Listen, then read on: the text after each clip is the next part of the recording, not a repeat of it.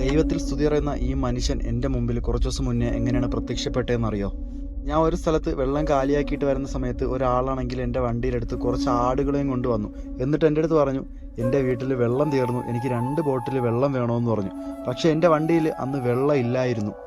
അതൊക്കെ കഴിഞ്ഞിട്ട് ഇന്ന് ഞാൻ അദ്ദേഹത്തിന് വെള്ളം കൊണ്ടുപോകണാണ്. അതുപോലെ തന്നെ കുറച്ച് സാധനങ്ങൾ മേടിച്ചു കേട്ടോ. സാധനങ്ങൾ അദ്ദേഹം കാണാതെ ആദ്യമേ ഞാനൊരു സ്ഥലത്തോട്ട് മാറ്റി വെച്ചിട്ടുണ്ട്.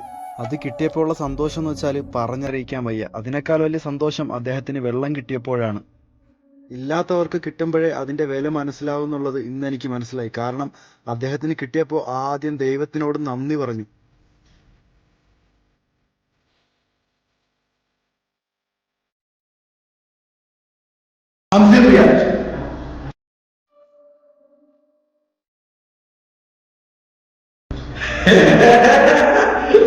ما في مشكلة، أنا ما أبغى أصير ريال، ما أبغى حبيبي. أغراض من ركب. ما في ماله؟ أنت ما في؟ أنا ركب إذا شيء. അദ്ദേഹത്തിൻ്റെ സന്തോഷം എന്നെ വല്ലാണ്ട് വേദനിപ്പിച്ചു. നമ്മളിൽ എത്ര പേര് എന്തെങ്കിലും സാധനങ്ങൾ നമുക്ക് കിട്ടിയാൽ ദൈവത്തിനോട് നന്ദി പറയും? ആരും പറയത്തില്ല. ഇത് എല്ലാവർക്കും ഒരു പാഠമാവട്ടെ. അപ്പോൾ ശരിയെന്നാൽ നമുക്ക് അടുത്തൊരു വീഡിയോയിൽ കാണാം.